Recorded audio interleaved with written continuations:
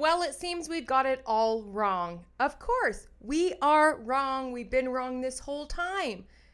Blake Lively is the victim.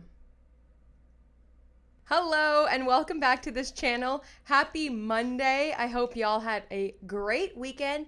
There was a lot happening in the courts of It Ends With Never over the weekend, but y'all, I need a Blake break on weekends, okay? I try as hard as I can to step away, clear my head, you know what I mean? But I got all caught up and I was watching and whoo-hee, things are getting spicy. So yes, we are going to get into everything It Ends With Us. But first, I just want to talk about a few little things that happened also over the weekend. A little drama, a little tea, if you will. So if you're ready, I'm ready. Grab your emotional support lip gloss because we are going in right now.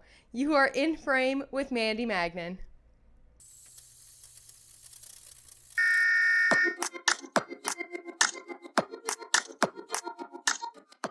Today on my lips, I am using these lips tints from LIE-vely. These are water, cheek, and lip tints.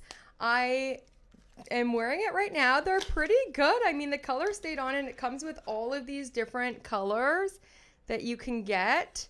And yeah, we'll see. I didn't put them on my cheeks yet, but definitely try them on my lips and they are tinted. I'm also wearing blue, which I rarely never use. And right before I hit record, I was like, I don't know if this is my color. I don't know about the red tint with the blue dress. Not sure, but we're going with it. But today I am using a lip tint. And then over top of the lip tint, I am using the tried and trusted and one of my favorites, the Lifter Gloss from Maybelline. This is shade 002 Ice. Well, it looks like the CEO from Coldplay has resigned. I read on Friday, I think it was, the apology that turned out to be fake and AI. So thank you everyone that mentioned that in my comments and held me accountable. That was fake news, but I still stand true by everything I said. Clock it. The CEO has resigned, and I'm really wondering if the HR woman accepted his resignation because, you know, the HR was also in the video. So yeah, interesting. I mean, cheater, obviously caught, busted. But something else amazing happened at Coldplay, a moment that was caught that I thought was just so beautiful. Let's just watch it.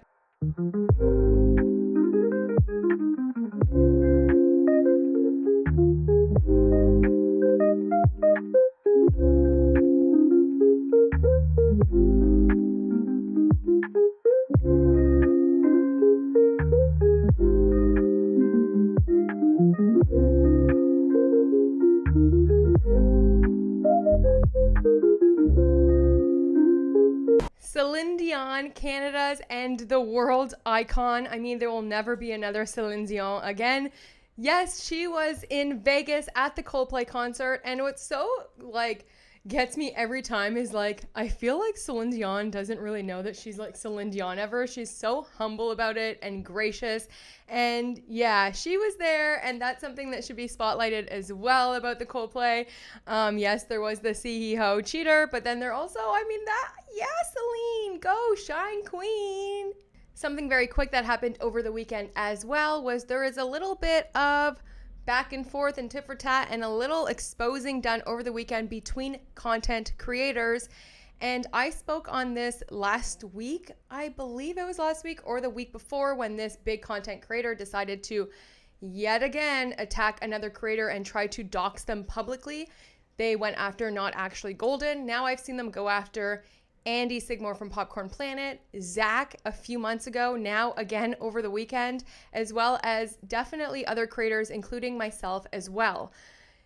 This weekend, again, this creator decided to go after Zach Peters yet again, and there was some drama around it, and Zach stood on business. Now, I don't want to spend too much time on this because I think everyone that knows what's going on. This is definitely a pattern. It's a repetition. This creator, time and time again, goes after other creators and then either deletes the post or says, I don't want to get involved in drama when you're the one starting the fire. It's very strange. It's very weird behavior.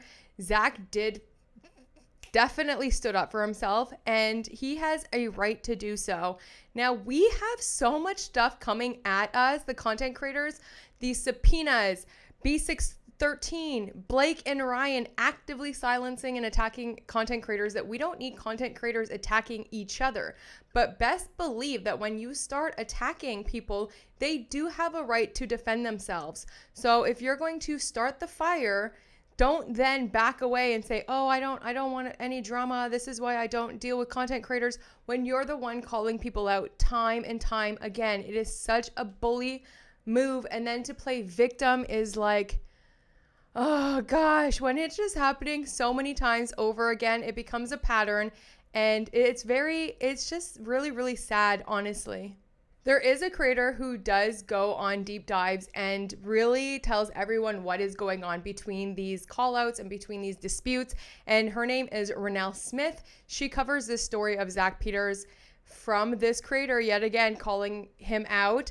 And you guys should go check it out and know exactly what you're dealing with the people that you are listening to and following. Now, by no stretch of the imagination am I saying that I'm perfect or that these other creators are perfect or anything like that, but we do hard work and we stand here face forward to the camera, and we get a lot of hate from it. Okay, me too, we all do.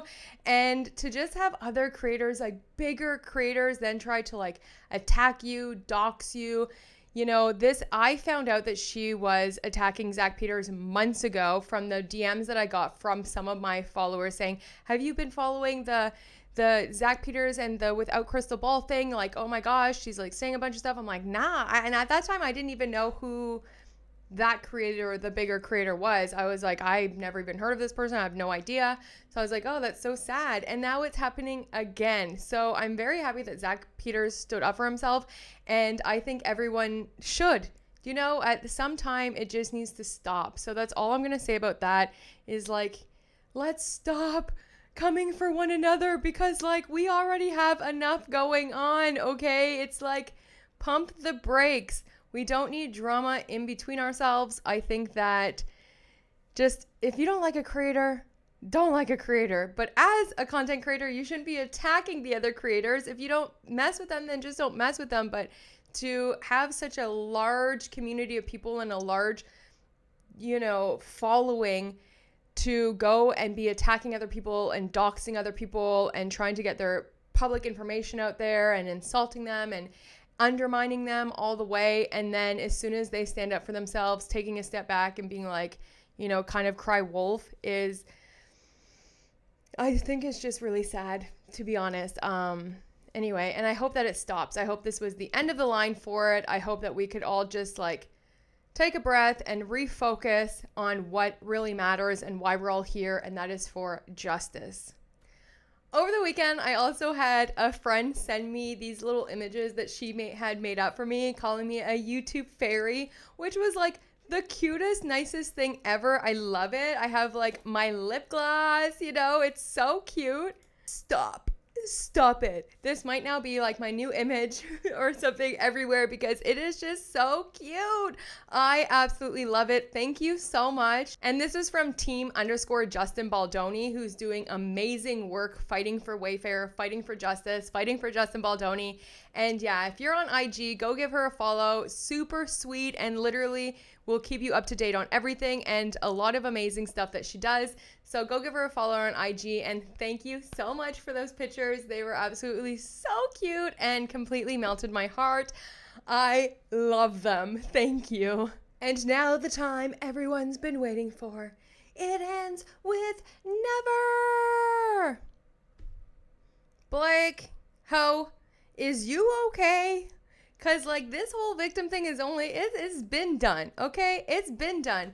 The letter that Ezra Hudson, or we'll get into it, but the law firm just wrote for Blake Lively over the weekend. Please, okay? But we're going to get into everything that we missed from Friday until this morning. And then we're just going to talk about a few of those things. And bravo to the content creators who have submitted letters and absolutely crushed it. When I was reading it, I was literally like, yes, yes, yes, yeah, like, girl, you know what I mean? It's so good. We're going to go over it. Then Blake Lively's team had a little bit of a clack back, you know, a little, she had to get her little 2 cents in there. And now I feel like they're going to be able to file a motion to oppose these motions to quash from content creators, because now it is in the docket. We're going to get into all of that. Let's just look at all of the things that have happened in the courts, and then we'll talk about very few specific ones, like the content creators' letters, as well as Blake Lively's little moment. You feel me? On Friday, where we left off in the courts was the motion to serve third-party Cynthia Barnes Slater by alternate service. Then also during that very busy day on Friday, okay, there's a memorandum of law in support, so a motion to serve Cynthia Barnes Slater by alternate service, a declaration by Kristen E. Bender to serve her because I guess they had been trying. They did all of these things, went to her house, talked to her neighbors, couldn't get a hold of her. No one knows where she is. They're asking if they could file through her social media, et cetera, et cetera. So nice that these people are offered this, you know, extension to the court to get their subpoenas served to them personally, but yet they've gone to X, Google, Meta, and Pinterest to serve, you know, independent people, content creators. Okay. Then also on July 18th, we have a letter motion to seal Exhibit A to Lively's motion for alternate service because it has some personal information, phone numbers, etc. like that. Then the motion to serve another third party, which is Delva McNeese by alternate service. So Blake Lively is really having a hard time here with her subpoenas. She can't get a hold of no one, apparently. Okay. Then we have a memorandum in law, again, to serve the party Dervia McNeese by alternate service. That was filed by Blake Lively again. Then we have a letter addressed to Judge Lyman. This is from the manager of Cassidy O'Connell. Now, I do feel really bad even saying her name out loud because in her file, it does say to have things redacted before putting it into the courts, but it was just entered into the court with 0 redactions. But I guess the whole world knows that it was Cassidy because her name is right here and it is chef's kiss. All right. We're going to get into that numero uno. Definitely. Okay. Then we have a declaration by Kristen E. Bender, which is Lively's lawyers. This is a motion to serve, again, the third-party service to Doria McNeese by alternate service. A letter motion to compel defendants, the agency group, to redesignate as confidential and attorney eyes only. This was filed by Blake Lively. We are going to talk about that too because bananas, cuckoo, bonkers. Like I always say, it's so unhinged. Then you have a declaration of Stephanie A. Roser in support. This is a letter motion to compel defendants, the agency group, to redesignate the confidential attorney eyes only. Oh, gosh. And then we have responses to those letter motions that were filed in order to serve those third parties with subpoenas. We have letters from the Wayfarer people, specifically from Kevin Fritz, one of those lawyers. And this has to do with Cynthia Barnes as well as the other woman named Dervia McNeese, which one of them I found quite interesting. So briefly, we'll talk about that because I just thought it was interesting and should be brought to the attention, and maybe y'all can like clear it up for me, but we'll definitely get into that. Then there was a letter addressed to Judge Lyman again. This was also from Nikal, the manager of Cassidy O'Connell. That happened on the 20th. On the 21st now, that's where we are at. There is a motion to seal for continued sealing of Exhibit A from Blake Lively's motion for alternative service. And Judge Lyman is listening. He read Cassidy's thing. Your voice matters. What you file matters. He is listening because then he did have an order come back to that, which we'll get into. And these last two were filed just today, at least in the last hour from when I just did my hair and makeup and sat down here because these weren't here before, and we will get into it. And these are responses from the Wayfarer people. Whew, boy, that's a lot, isn't it? Are you ready? Okay, let's go. First, I want to address just real quick because this is the quickest one. So they were asking for a motion to compel Miss Cynthia Barnes Slater, and the answer that came back from Wayfarer was quite interesting. The letter that was filed from Kevin Fritz from the Wayfarer people concerning Cynthia Barnes, I thought to be just a little interesting because this is their response. Dear Judge Lyman, as counsel for defendants Wayfarer Studios LLC, Justin Baldoni, Jamie Heath, Steve Soweritz, It Ends With Us Movie LLC, Melissa Nathan, the agency group PR LLC, and Jennifer Abel, collectively the Wayfarer parties, we write in a response to Blake Lively's motion for leave to serve non-party Cynthia Barnes Slater by alternate means. The motion, docket number 438. Ms. Barnes Slater is not a Wayfarer employee, and that's in quotes, Wayfarer employee, as alleged in the motion. In any event, after the filing of the motion, Ms. Barnes Slater authorized the Wayfarer Parties Council to accept service of the subpoena, and we hereby accept service. Accordingly, the motion should be denied as mute. What I thought was interesting is when I was looking up Cynthia Barnes Slater on her LinkedIn, it says head of human resources at Wayfarer Studios. So I'm not sure, like, maybe she just doesn't work there now or isn't an employee now because, you know, Wayfarer Studios closed its doors, sadly, they announced. So maybe they let everyone go or anything like that. So maybe she's not an employee now, but she was, and she was head of HR at Wayfarer. So I'm not sure. But they are going to accept service on her behalf. So we'll see what happens there. And now, are you ready to get into some of the best reading I've done so far in this case? Yes, and it was filed by a content creators manager. Let's go. Now, I'm sure by now a lot of y'all have probably looked over footnotes of this or heard like the little lines from it and stuff, but it is really good. So we're just going to go over a few of the things I found interesting. Yes, it is 71 pages, but it includes a ton of information, and we're just going to go over the first 8 pages, and that's what the judge kind of ruled on. So it says, and I quote, okay, and I quote, Dear Judge Lyman, of note, there are no non-party rules for submissions in the court's individual practices to refer to when filing with the court. While the court is holding us non-parties to the standards of parties by quoting case law intended for parties in its order, namely, the people have a right to know who is using their courts. Remember he said that, and I was like, well, what about the Van Zandt, right? Like, it goes for one but not the other.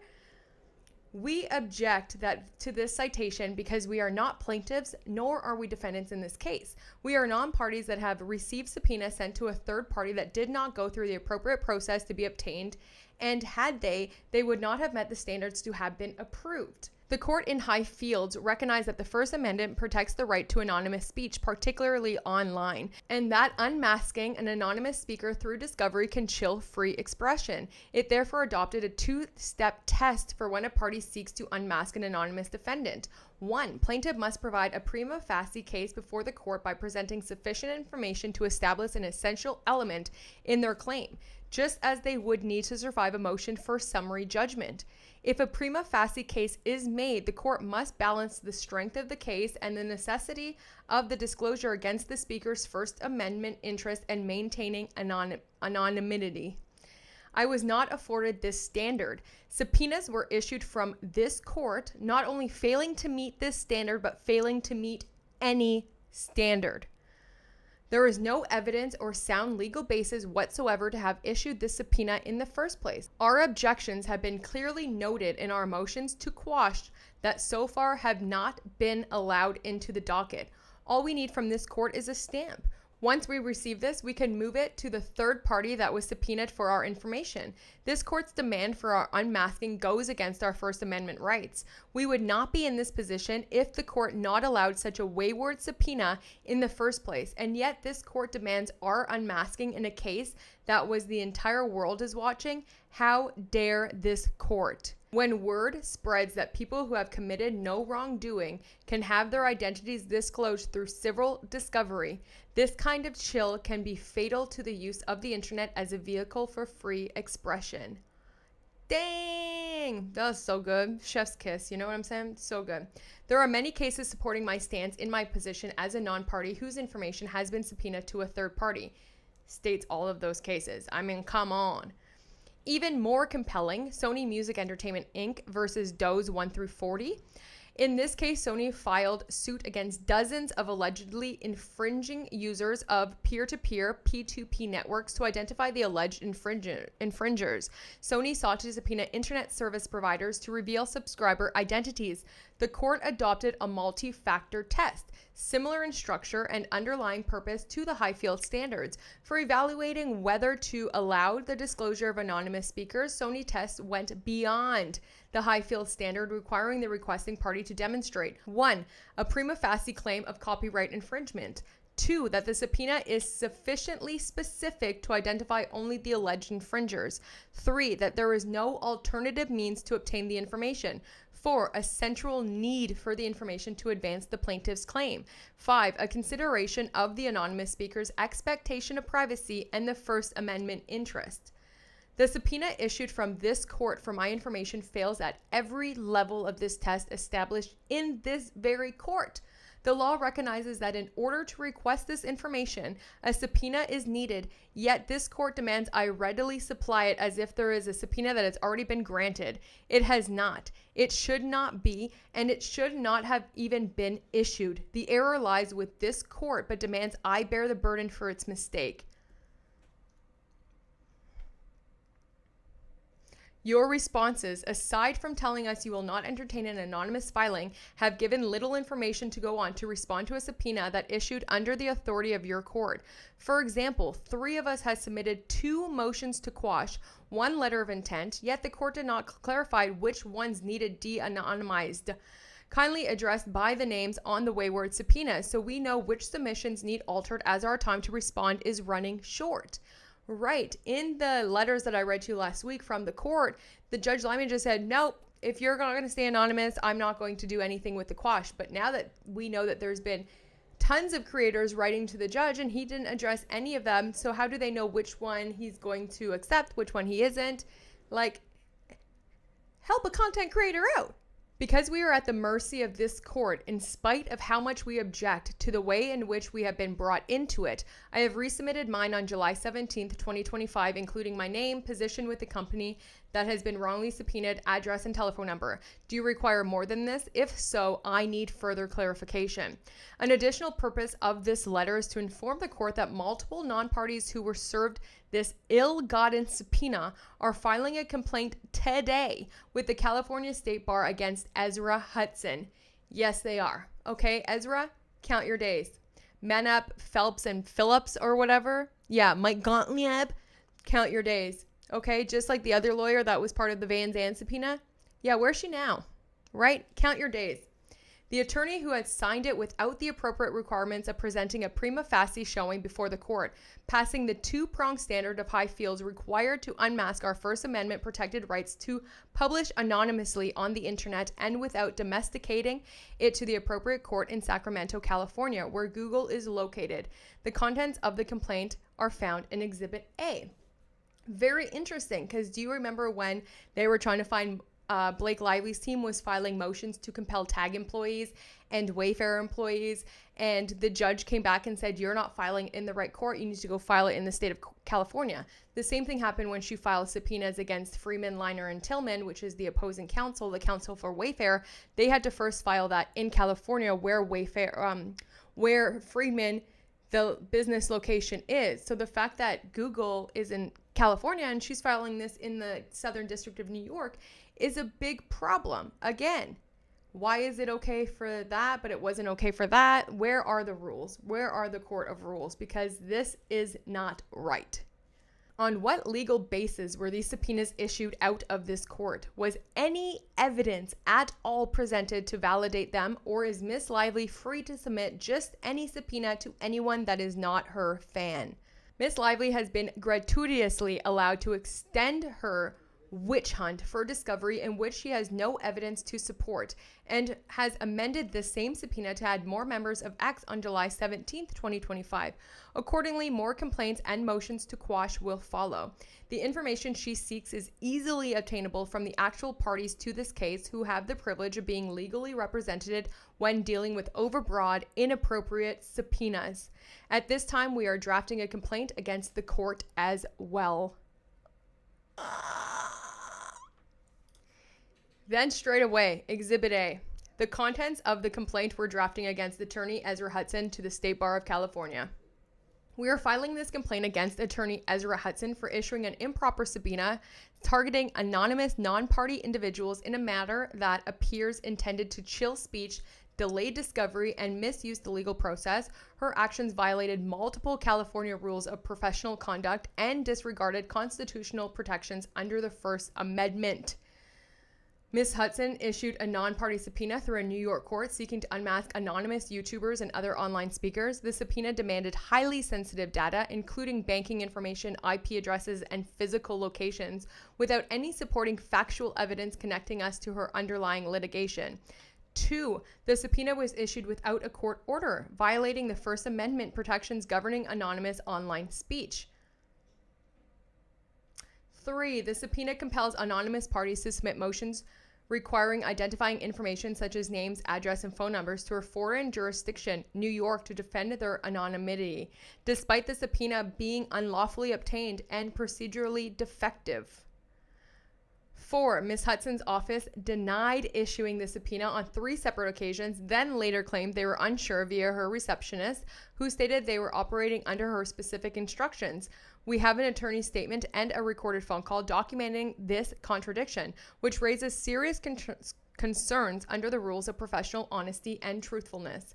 Well, we already know that Blake Lively's lawyers aren't honest and truthful. We already know they're shady. We already know they've gone to lengths to abuse the court. Look at everything that they filed. Look at all of the things that they're doing. They're a liar, liar, pants on fire. Look how this all started with an illegal lawsuit to obtain a sham subpoena that she withdrew the day before filing her CRD complaint. That's who these lawyers are. 5. The subpoena appears intended not to uncover relevant evidence, but to delay her client's deposition and discovery obligations, chill online speech that is critical of her client, and impose needless cost, legal risk, and emotional distress on non-parties who are not involved in this litigation. And then she goes into all of the violations of California rules of professional conduct, which is like, girl, count your days, Ezra. Okay? And I already know she's going to come back with it. Okay? And then we have here her filing of the subpoenas to Google for information. This is a motion to quash. This is in the United States Southern District of New York. Please take notice that the non-party movement YouTube account hereby moves this court to accept this pro se motion to squash pursuant to federal rules of civil procedure, to quash or revoke the subpoena issued to Google. I have very little information on this subpoena. Some accounts have not yet received a copy even at this late moment, and because counsel named as the serving party of this mysterious subpoena has been extremely evasive and uncooperative in addressing our questions and concerns, as this document will show. Google has given us a respond date of July 31st, 2025, but their subpoena request is due on July 16th, 2025. For reasons that will be revealed in this document, I am in fear that tactics may have been employed to cause confusion and or delay so that I will miss my chance to file on time. Google asked for an official court-stamped filing to be forwarded to their legal department to begin steps to quash their subpoena for my information. That is why I am filling this today ahead of being joined by my counsel. I feel I need an official record of my response and intent. Additionally, I wish to have this letter filed to make the court aware of the types of abusive, sweeping subpoenas being served by Blake Lively at this point in discovery, since she stated that she has served over 60 third-party subpoenas and intends to file several more motions for alternate service subpoenas, the same as these that have been served to Movement. This is nothing but an unfounded fishing expedition. This motion to quash subpoena refers to a subpoena served on Google LLC, seeking the unmasking of 16 mostly anonymous YouTube and TikTok creators under the premise that we are engaged in a smear campaign against plaintiff Blake Lively. The subpoena is unsupported by evidence, chilling of constitutional protective speech, and endangers the safety and privacy of non-parties involved in this litigation. Ms. Lively, who still cannot accept that the criticism against her online is completely organic and of her own making. One more time. Another one. Ms. Lively, who still cannot accept that the criticism against her online is completely organic and of her own making, has made yet another move guaranteed to make matters far worse for her reputation by lashing out at content creators on social media. She has apparently failed to sufficiently prove her case of retaliation, and with deadlines for discovery looming, has engaged in the last-ditch effort to bring a fishing expedition in the hopes of just maybe finding a connection between any Wayfarer party, including counsel, and some of the negative online reports. She is barking up the wrong tree. And then it says here, I fear many will not have the chance to fight the subpoena due to not receiving a notification. Yeah, same. I did, after reading this, email Google to see if In Frame with Mandy Magnan was subpoenaed. That was days ago. I think I emailed them on Friday or Saturday morning, and I still haven't heard anything back. So I know only 10 people so far of the 16 that have been subpoenaed we know of. So I don't know who the other 6 are, but I did my due diligence. I reached out to Google just to check, you feel me? And quickly, let's just go over exactly what the subpoenas are looking for, because it is overly broad. It is super invasive for a third party, and just for being a content creator, I mean, the things that she is requesting is so unnecessary, especially you can get them from the party themselves. Like, you should get this from any of the Wayfarer people, any of the fact discovery that you've already got. I mean, anything. But this is what the subpoena is asking for. Names, addresses, email accounts, and phone numbers, including backups, IP addresses, login history, and geolocation data. YouTube and Google Pay account information, including payment sources, bank account and credit card information, subscriber registration data, premium services, and account usage history.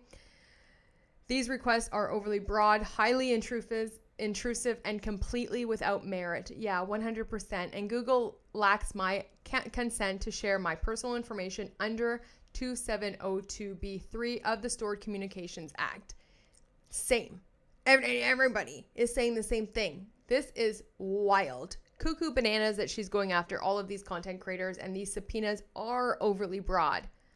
Then it does go into the legal standard, which I believe we all know about. I mean, the First Amendment protects the right to anonymous speech, especially on matters of public concern. And girl, your husband, what just happened to him with his free speech? Leslie Sloan, what just happened to her with her free speech? New York Times. So, hello? What? And I have a question too about all of these subpoenas and all of these things going out, because I caught something too in some subpoenas that were going out to the things that she was asking for from the Wayfarer people, from the tag employees, from all of these, from even Brian Freeman's law firm. And I have a question as to why Ryan Reynolds' name is still in any of those subpoenas, because he's not a party in the case anymore. He was dismissed. So why is Blake Lively even allowed to file subpoenas with her husband's name on it and get information of anything that was said about Ryan Reynolds, towards Ryan Reynolds? He wasn't in the movie, babes. And he has nothing to do with the case anymore. He's not a party in the case. So why do you need any information or communications between anybody that has anything to do with Ryan Reynolds? I think that's bizarre. Very weird. Because he has nothing to do with this. And now this paragraph, girl, don't get me all excited over here, okay?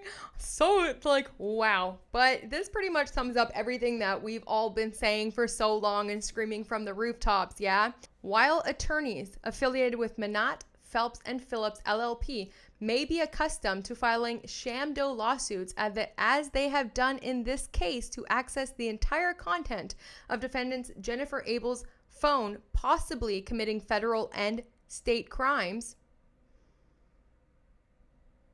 where they file a bogus complaint with pretend causes of action using a client's shell company, serve an underhanded subpoena to whitewash information they may already have in hand, avoid assignment of a judge to avoid the necessary prima facie showing as outlined in this case cited above on this page, and quietly withdraw the sham lawsuit with no member of the court ever knowing it existed.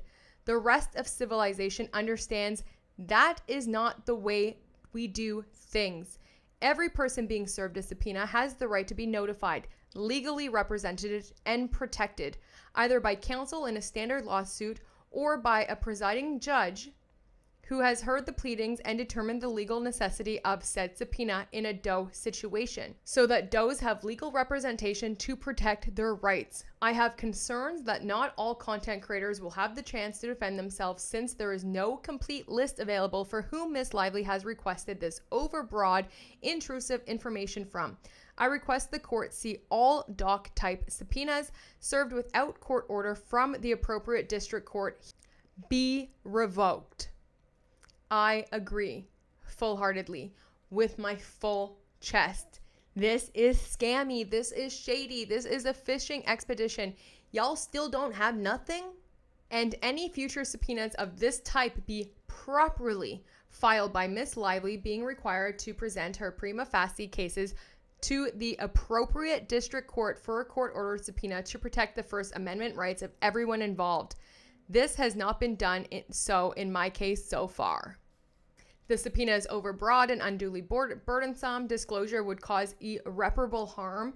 Yes, and additionally, the court's indulgence of Ms. LIE-vly's outrageous request would set a dangerous precedent, destroying the first basic rights of citizens of this country, their First Amendment rights of free speech. Ms. LIE-vly and her same law firm, Manap, Phelps & Phillips LLP, have already set one dangerous precedent in the course of this lawsuit, namely the Van Zandt sham lawsuit described on the previous page, where Ms. LIE-vly obtained the entirety of the very basis of her retaliation claim spelled out in her CRD complaint, the New York Times article, and subsequent lawsuit, in spite of the New York standard for filing a DOE lawsuit outlined in Sandals Resort International Limited versus Google Inc. Supreme Court Appellate Division, First Department, New York, which states, where a petitioner demonstrates that it has a meritorious cause of action and that the information sought is material and necessary to the actionable wrong. Therefore, Google shall not disclose the required information relating to the account holder. Accordingly, it is hereby adjudged that the petition is denied and this proceeding is dismissed. It appears there could be no retaliation claims without the ill-gotten information obtained by the Van Zandt lawsuit. Yet, this case continues in the court that now basically seeks mine and 15 others' private information. Ms. LIE-vly must not be allowed to collect such sensitive information to use in a harmful and scheming way once again. Ms. LIE-vly and her law firm simply cannot be continually allowed to misuse the courts of New York as a revenge machine or a witch hunt against those who speak their opinion about her conduct as a public figure and a party to a public judicial proceeding, the reporting of which is fiercely protected in the state of New York, as we've seen with the former defendant, the New York Times, who was granted a stay of discovery, never having to produce a single document before the ultimate dismissal, though their article and video contained information entirely from the Van Zandt subpoena. Damn! Began being written months before the judicial proceeding was ever filed in this court, and even admitted that it came from thousands of pages of emails and texts and not a judicial proceeding. I addressed this court with nothing like those claims being brought against me. My information is sought with no claim whatsoever. Me and the other 15 subpoenaed parties' information is being sought because Ms. LIE-vly has been allowed to make unfounded claims over and over, striking out at whoever she wants, using the courts of New York to do so. She proclaims herself to be the voice of women and vowed to not stop talking for us, while simultaneously causing lasting harm to woman after woman with her counsel and the court's assistance. I, as most of her victims, have done nothing wrong and do not deserve to be unconstitutionally stripped of my rights to suit her whims. And then just to conclude, it says the subpoena fails on multiple grounds. It is breathtakingly overbroad and invasive, putting not only myself as a non-party to this case at risk, but also my loved ones who share bank accounts, credit cards, physical addresses, IP address, YouTube viewing, phone numbers, etc. It is baseless, since there is not one shred of evidence that I am or have ever been paid by any of the Wayfarer parties or their counsel or anyone affiliated with them. There is no evidence because it did not happen. It is merely a paranoid fantasy of a person who cannot grasp that people do not approve of her actions. This is yet another misstep that will bring even more criticism to her already shattered public image. It fails because it appears to have been issued by the wrong court and without the required court order. It seeks to unmask my First Amendment rights of anonymous publishing. It fails because this is the information that should be retrieved from the parties of this case. It fails because there are other remedies available. It fails because it could cause me irreparable harm. So then what do you think happened after that? Do you think Blake Lively took accountability or, changed or, took a moment to breathe and really self-reflect? No, they put blame, of course, on the Wayfarer parties, Melissa Nathan. It's her fault. It's always her fault. Blake is the victim. We've always had it wrong all along. Blake is the victim here, guys. Everything that we do, every time that we defend ourselves, anything that we say, any comment that we leave, we're just part of this ongoing smear campaign. Even though a lot of these content creators only started talking about it after Justin filed all of his lawsuits and counterclaims, etc. in January. None of these content creators were smearing her when the smear campaign actually happened. So make it make sense, because in August, when this apparent smear campaign was happening, Blake Lively gained almost close to 1 million new followers on Instagram. The movie grossed, how much money did they make? Tons. There was no smear campaign. There was a small amount of people who just weren't messing with you and was calling it out. And then after you filed your CRD complaint in December, and then Justin filed his, that's when people started seeing through all of the lies and BS. But what would Wayfarer want to do by smearing you during their own movie premiere? They want the movie to be a success. They want people to go see the movie. They want money, especially for all the stress and abuse you put them through, Blake Lively. They wanted the movie to succeed, and it did. For them to go and cause this smear campaign or retaliate against you or anything would be nuts for producers or any studio to do. They want no drama when the movie comes out. They want everything Gucci. They wanted it to succeed. And if there was a smear campaign, tell me why you gained 1 million followers in August on Instagram. It doesn't make sense. It doesn't make sense. And now for you to say the smear campaign is still going on to this day, when all we're doing is reading court filings and pulling up old videos and interviews from you, no lies were told. Everything's been true. Everyone's just reporting on public information. What? People don't have to pay us to talk smack about you. We've seen through the lies because we read every single court document. Shall we revisit the dance montage, the birthing scene, all of your claims? That was literally point by point by point debunked. But yet Blake Lively still can't see that and refuses to see that. And that's why we are here today. Who would have thought in December when this CRD complaint dropped and early January when the Wayfarer people clapped back real quick, okay? And that's when Brian Freeman came on and said, wait till you see these lawsuits. Into oblivion is what he said. Still can't take accountability, okay? Still, that's why we're here. That's why we're here, okay? Justice needs to be served, okay, for liar, liar, pants on fire, especially when you're abusing and using real women's pain and trauma and things that we have to go through every day. And now, thanks to you on set, when a woman holds her boundaries and tries to stand up for herself, execs and the men at the top are gonna be like, oh, we have another Blake, don't be a Blake, oh, we have another. Yeah, thank you for that. Really appreciate it. This was the letter from Blake. Sorry, sometimes when I just think about it, I'll be real honest, my blood boils, y'all, okay? I try to keep it all cutesy, but I get irritated, okay? Plaintiff Blake Lively writes to respectfully request that the court compel defendant, the agency group, TAG, Melissa Nathan's self-proclaimed reputation management company, to designate as confidential the attorney eyes only. So even right away, that first sentence, rude, disgusting, appalling. You're literally coming for her company right away. Defendant Melissa Nathan's self-proclaimed reputation management company. Why? Why you gotta be so rude? You know? You could have just said Melissa Nathan's crisis PR company or something, but why you gotta be all like self-proclaimed reputation? Shut up. Okay? The interrogatory responses, I don't know what word. The interrogatory responses identify individuals and media outlets with whom TAG communicated about Miss LIE-vely and topics related to the lawsuit. This information does not constitute trade secrets under her party's protective order, as TAG claims, and the designations are thus improper.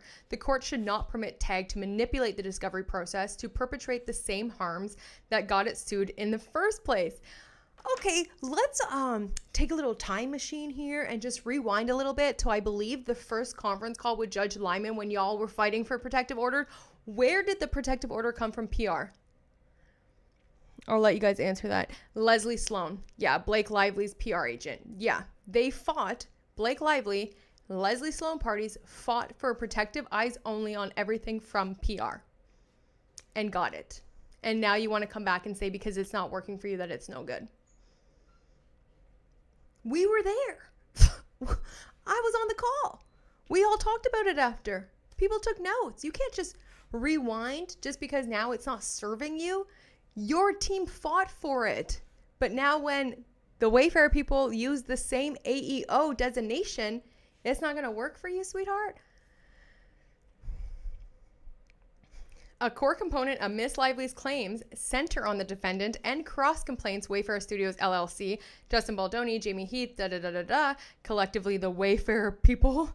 All of these people, like check it out, all of these people were sought to manipulate the media landscape using untraceable sources to paint Miss LIE-vely as the aggressor instead of the victim. Seemingly unable to abandon this playbook, TAG's interrogatory responses yet again attempt to bend reality to the Wayfarer party's ends. This can't be real. These people...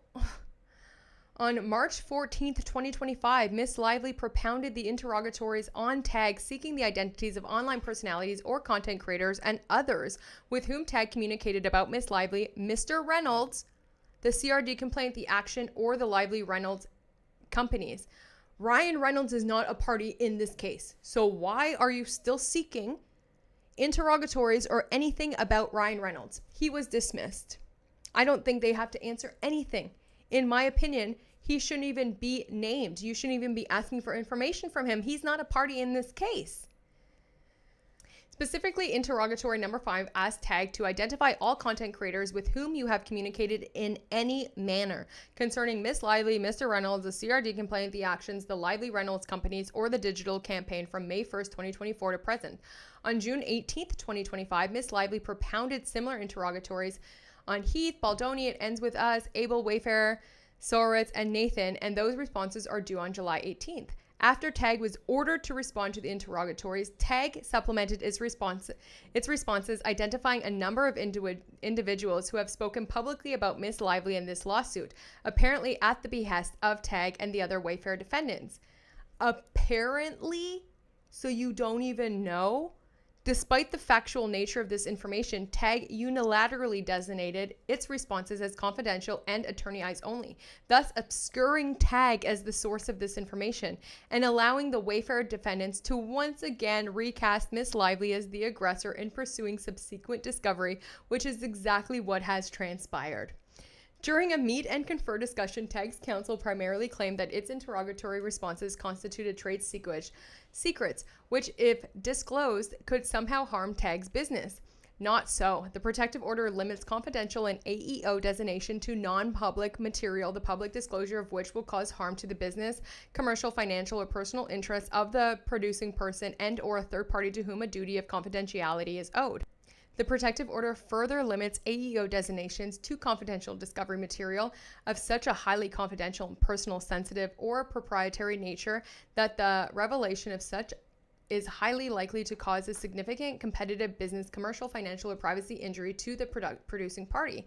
And while trade secrets can be designated as confidential in AEO, those protections are diminished for confidential strategies and other information related to the parties of this litigation. TAG's counsel has provided no facts to support their assertion that the identities of third parties should somehow constitute trade secrets, nor can they explain how this information could be so sensitive as to cause harm to TAG, especially where many of these individuals have already spoken publicly about Miss LIE-vely in this case.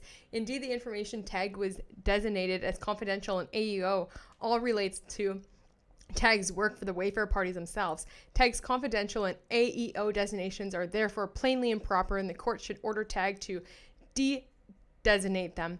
Moreover, these misdesignations are having very real impacts. For example, if Miss LIE-vely issues subpoenas, if Miss LIE-vely issues subpoenas related to individuals identified in TAG's interrogatory responses to marshal evidence about their involvement in the smear campaign, she will be hindered in her ability to meet and confer or respond to questions, and will be unable to explain to such subpoenaed parties that discovery directed towards them is based off a part of the fact that TAG identified them. Content creators who have been the subject of discovery have already painted Miss LIE-vely as the aggressor in this lawsuit and have drawn a false equivalency between her discovery efforts and the Wayfarer party's alleged smear campaign. One subpoenaed content creator even went so far as to record a call with a receptionist from Miss LIE-vly's attorney's office without express consent, and then posted the recording on YouTube. Yes, Andy from Popcorn Planet. And he did say off the bat, I believe he did say like right away, this is a recorded call, or like this is on record or something. So the content creator further used the recording to make false, inflammatory remarks about Miss LIE-vly and her counsel, and is seeking to fundraise based on the recording of his remarks and these remarks. He's fundraising because he has to get a lawyer, because he also has a documentary coming out at the end of August as well about y'all. So what are you going to do then, huh? The bottom line is that the concern about being hamstrung in being able to tie her discovery to the Wayfarer party's discovery responses further exacerbates public backlash against Miss LIE-vly, which she should not have to endure when there is no conceivable privacy interest and that TAG and the others are protecting. History is now at risk of repeating itself because of TAG's misdesignated interrogatory responses. Miss LIE-vly is yet again being forced to battle an untraceable campaign, unable to defend herself against misinformation online. While TAG may have been able to obscure its contacts in connection with the initial smear campaign, it cannot do so here. For these reasons, Miss LIE-vly asked the courts to compel TAG to designate its interrogatory responses as confidential. Blah, blah, blah, blah, blah. Get out of here. And I know this is a long one and it's a doozy, but the letter that Kevin Fritz just submitted is everything, okay? It explains exactly what is going on, and Blake Lively yet again caught, okay? Let's read it. It's a doozy. We write in response to Blake Lively's motion to compel TAG to redesignate what was marked as confidential and attorney eyes only. According to the motion, a core component of Lively's claims is that the Wayfarer parties are engaging in a smear campaign to somehow manipulate the apparently worldwide media landscape using untraceable sources to portray her as the wrongdoer. Characterizing the so-called campaign as untraceable not only defies common sense, given that Lively knows precisely which news articles or stories and the authors thereof she takes issue with, but also undermines any justification for her ongoing effort to use this court and the federal rules of civil procedure to discover the untraceable. In any event, Lively contends that TAG may have been able to obscure its contacts in connection with the initial smear campaign. That is an admission that, despite months of discovery, her receipts of thousands of pages of documents, and her service of dozens of subpoenas and other requests for written discovery, Lively has no evidence that the Wayfarer parties employed a smear campaign or did anything in August 2024 other than protect their reputations, as they are entitled to do when Lively's allegations were publicized. Yeah, there is no evidence of a smear campaign happening in July, August, September. The only thing that happened is after she dropped her CRD complaint, Wayfarer lawyers came out on record and was talking and was providing quotes and was, doing exactly what Lively's team was doing. Indeed, TAG was not retained until early August 2024, rendering LIE-vely's claims that in less than 2 weeks, TAG was able to turn the public against her. Incredible. It is incredible. Actually, everyone should hire TAG, because if she can do this in 2 weeks, imagine what she could do in 2 months, right? If you have a business. They did quote also another case from Judge Lyman himself, where he was dismissing retaliation claim based upon publication of letter contesting plaintiff's harassment allegations because it was not an adverse employment action. Interesting. Unable to accept the fact that the public backlash against LIE-vely was purely organic, the motion improperly seeks to blame TAG for LIE-vely's sinking reputation without citation of any evidence. The motion alleges that the individuals identified in the interrogatory responsive has spoken publicly about Ms. LIE-vely and this lawsuit, apparently at the behest of TAG and the other Wayfarer defendants. However, the motion ignores the broad scope of the interrogatories. I always think I'm not saying that word right. Interrogatories. I know I was saying it so wrong at the beginning, so I hope now I'm like kind of out there. I don't know.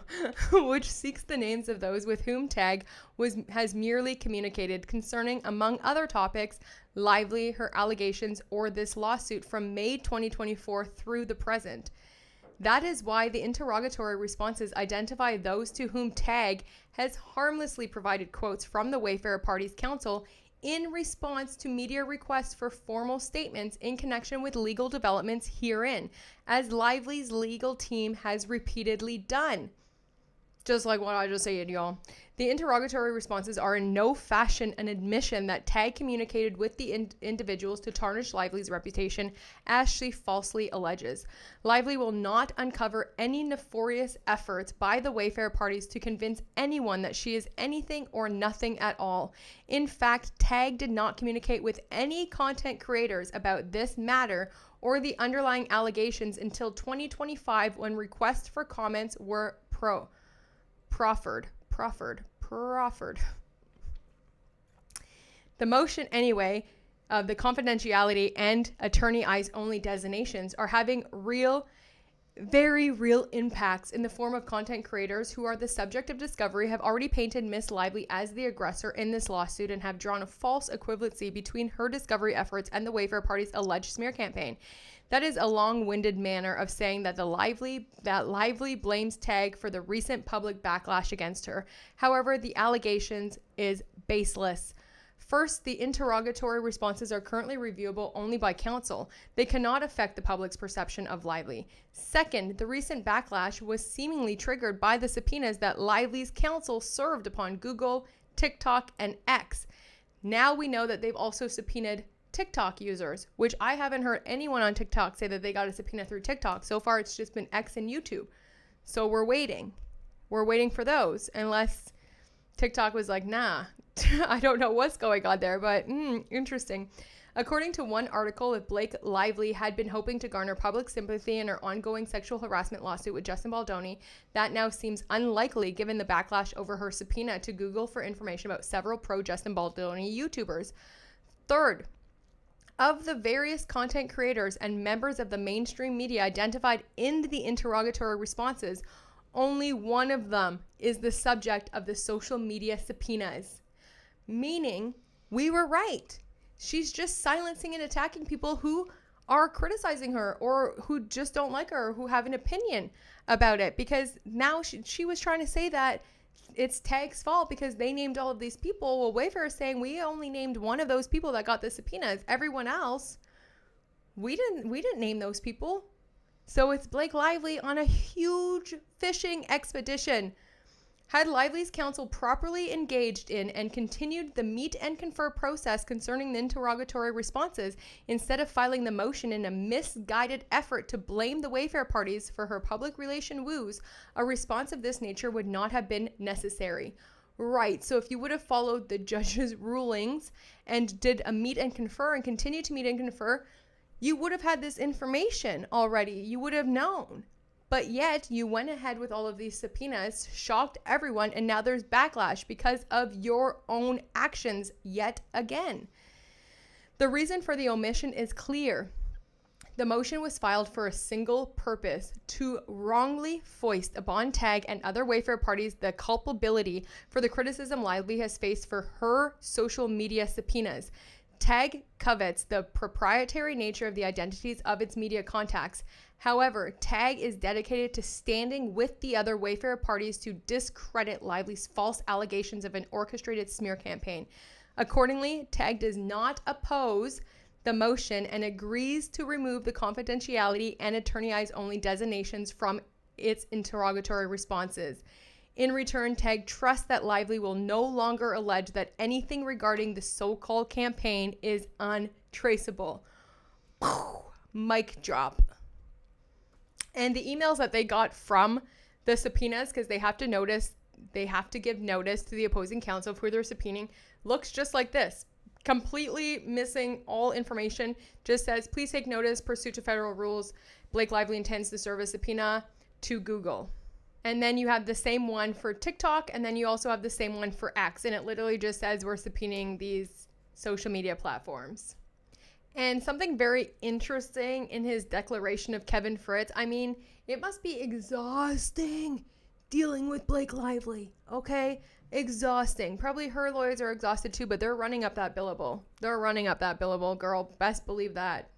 Okay, but something very interesting in this declaration by Kevin Fritz, and this is, again, in response to de-designate the attorney eyes only from TAG, about what is attorney eyes only. And they came to this also, like, they all met and conferred with the judge months ago. I think it was in like March was the first one. But he says in paragraph 9 of the protective order entered herein provides any party who objects to any designation of confidentiality may at any time prior to the trial of this action serve upon counsel for the designating person a written notice stating which particularity of the grounds of the objection. If the parties then cannot reach agreement properly, counsel for all parties will address their dispute in this court in accordance with paragraph 1C of this court's individual practices in civil cases. Prior to filing the motion, LIE-vely's counsel did not serve TAG's counsel with a written notice stating with particularity or otherwise the grounds for her objection to TAG's confidentiality designation as required by the protective order. Instead, on July 1st, LIE-vely's counsel sent an email to TAG's counsel asking TAG to agree to remove the confidentiality and attorney eyes only. The next day, on July 2nd, they did a meet and confer, which he participated in. That this is Kevin Fritz, Wayfarer's lawyers. During that call, they explained the identities of the reporters, news and media outlets, and content creators with whom TAG communicated was proprietary to TAG, and the disclosure of which is highly likely to cause a significant competitive business, commercial, or financial injury to TAG, and such information constitutes trade secrets as contemplated by the protective order. LIE-vely's counsel did not dispute the foregoing. On July 2nd, a telephone call with LIE-vely's counsel, they did not explain for what purpose LIE-vely intended to use the interrogatory responses or why she needed them to be de-designated. The next day, on July 3rd, LIE-vely's counsel provided the Wayfarer party's counsel with notice of the subpoenas. That's the ones that we just looked at. The interrogatory responses they're claiming from TAG only list a few content creators. The remainder of the identified individuals are affiliated with big mainstream media. So the social media subpoenas seek all account information, including phone numbers, financial information, like all of the stuff, only one of which is listed in the interrogatory responses. So this whole social media content creator battle is by LIE-vely. And then she wants us to believe that she's not the aggressor in this, when her lawyers, it was attorney eyes only. So they could have, said, oh, this, I don't know really how it works. I know she doesn't have all of the information because it's attorney eyes only, but her attorneys had it. They're the ones that filed the subpoenas. But anywho, regardless of TAG's right to maintain the confidentiality of its proprietary business information without waiving any rights to the other Wayfarer parties, and solely to foster the discovery of information that will further demonstrate that there is no orchestrated smear campaign and the negative publicity surrounding LIE-vely is purely organic, TAG agrees to remove the confidentiality and attorney eyes only designation from its responses.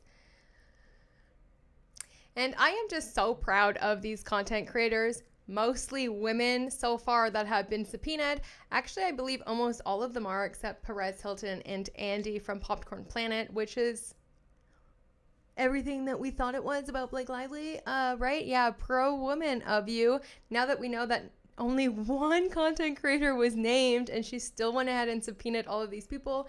Now we have Lethal Lauren, who has come into the court's dockets. She filed this letter on July 21st. Today it was filed. I am writing to formally notify the court of my intent to file a motion to quash the subpoena issued by plaintiff Blake Lively to Google, served by Ezra Hudson. I am a non-party independent content creator operating the YouTube channel at Lethal Lauren 904.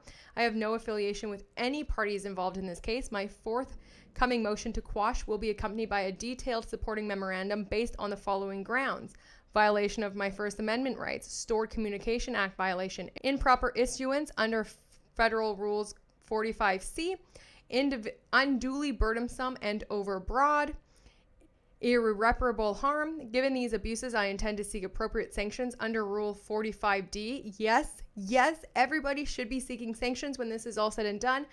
Group action lawsuit against these monsters, these dragons, including reimbursement for my reasonable expenses. I will also request a protective order under Rule 26C, barring plaintiff from further similar abuse discovery without prior court approval. I anticipate filing the formal motion to quash and accompanying materials within the timeline prescribed by the applicable rules or as otherwise directed by the court. And as you can see on top of this letter, the judge came back and it was ordered by Judge Lyman that the motion to quash shall be filed by July 28th, 2025, with responses no later than August 4th. Cassidy also came back and asked the judge to request hold motion to quash filed on July 18th, docket number 445. That's the one that we went over, the big one that we went over.